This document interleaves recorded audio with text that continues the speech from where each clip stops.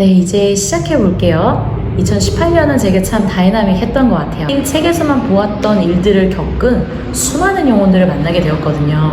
다행히 책에는 해결도 있었습니다. 저는 최대한 그들을 바라보면서 어떻게 하면 도와줄 수 있을지 고심하고 묻고 나아갔었어요. 여러분, 10대, 20대, 30대의 관심사는 어떤 걸까요? 이성? 또는 이성에 관심이 없어요. 전 터프한 인생을 살아와서 내가 무엇이 되고 무엇을 이루는 게 더 중요해요 라고 말하는 사람도 있어요. 어떤 사람은 상처 때문에 살아있는 게 기적이죠 라고 말하는 사람도 있죠. 저는 이렇게 다양한 경험을 가지고 있는 사람들을 만났고요. 세상 부모님들이 이해하게 된 시간을 가졌습니다. 우선 여러분께 3명의 사람들에 대해서 이야기를 하려고 해요. 많은 도움이 될 것 같아요. 첫 번째는 20대 초반의 젊은 학생이었는데 이성 때문에 고민했었어요. 두 번째는 20대 중반이었고요. 가정에 어떤 고민이 있던 직장인. 세 번째는 정체성을 고민하던 20대 중반의 사회 초년생이었어요. 첫 번째 들어갈게요. 첫 번째 여학생은 내가 결혼해서 잘 살 수 있을까가 가장 큰 고민이었어요. 왜냐하면 남자친구가 있었는데 그 남자친구는 모든 걸 다 해주고 눈치를 보면서 종과 같이 그 여자친구를 떠받쳐줬어요. 그렇지만 그 여학생의 마음에는 늘 의심하고 분노하고 말로 괴롭히고, 근데 이게 안 끊어져서 그 친구도 너무 괴로워하는 거예요. 지금의 이 모습이 결혼해서까지 간다면 너무 고통스럽겠죠. 그래서 그 여학생과 저는 오랜 시간 만남을 가졌습니다. 어느 날 강한 결박을 풀어졌던 그런 날이 있었어요. 10대 때 갑자기 사귀었던 한 남학생이 생각이 난다고 하는 거예요. 만남 가운데. 근데 그 친구가 자기를 너무 잔인하게 찼대요. 정신적으로 막대한 거죠. 머나먼 기억이라서 인지할 수도 없었는데 말이에요. 그래서 그날 결국 용서하는 작업을 했습니다. 두려움이 사라졌어요. 그러고 나서 정말 많은 좋은 일들이 일어나게 되었어요. 자유케 된 거죠. 네, 이제 두 번째로 넘어갑니다. 첫 번째에서는 아시다시피 용서가 굉장히 중요했던 거예요. 나중에 용서에 대해서 알려드릴게요. 두 번째, 우는 자. 마음이 늘 상한 일이 일어나는 친구였어요. 부모님, 형제관계에 금이 가고 정말 신이 주는 힘이 아니면 붙들 수 없는 폭풍이 몰아치는 패밀리를 가지고 있는 직장인이었습니다. 극심한 외부 환경에서 오는 공격으로 인해서 왜 이렇게 하나님이 있다면 방관하시나, 깊은 원망과 기다림 속에 쓴 좌절과 그런 것들이 있었어요.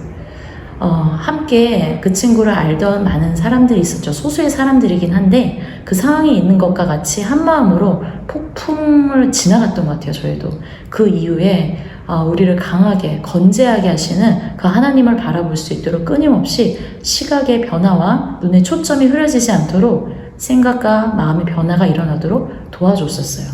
이러한 상황에서 진실은 이 모든 것 또한 협력해서 선을 이루실 것을 믿는 마음과 그 믿음을 유지해야 된다는 거죠. 네, 세 번째 친구에 대해서 이야기를 하려고 합니다. 지금 배경이 좀 바뀌었죠? 진행하겠습니다. 세 번째는 많은 여정을 가진 한 친구의 이야기예요. 그 여정의 근본 원인은 배우고자 하는 갈망, 실패했다는 소리를 듣기 싫다는 의지와 결단, 그로 인한 어떤 치열함 때문입니다.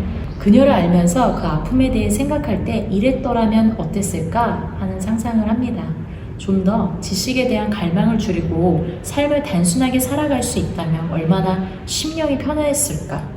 초등학교 때 예중 입시를 위해서 음악 선생님한테 폭언을 듣지 않았더라면, 중고등학교 때 M국 유학 시절에 극심한 정신적 고통을 받아가며 그 상황을 버티지만 않았어도, 그리고 대학 시절 유학 간 미국에서 눈 쌓인 추운 겨울 다음날 먹을 한 끼니조차 걱정하는 나날을 살지 않았더라면, 또한 그곳에서 세상과 학문을 향한 비판적 사고와 체계로 염세적 시각을 덜 갖게 되었더라면, 대학교 마지막 졸업 학기의 학비를 조달하기 위해 그녀의 부모님이 감당한 물질적, 육신적 희생이 이 아이에게 큰 짐으로 다가오지 않았더라면, 그리고 24시간 근육의 고통이 대학 때 완전히 치유되었더라면 어떠했을까?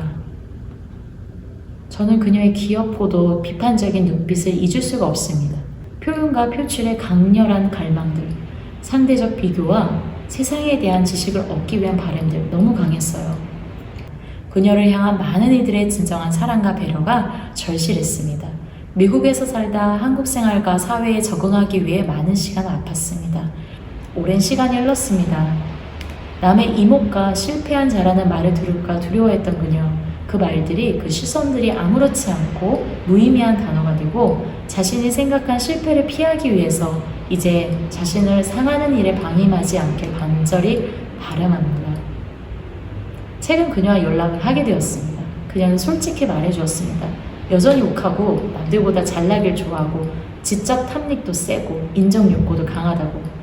그러나 감사한 것은 지금 하고 진행되고 있는 여정은 어떻게 그런 모습을 구워 삶아 개조해 보려던 이전에 애쓰던 나로부터 이제는 어느 정도 분리되어 각성할 수 있는 훈련이 된 것 같다고 했습니다. 이제 심령의 평안 속에서 그 고통스러운 생각과 씨름 속에 자유해지는 여정 가운데 있는 그녀를 응원합니다.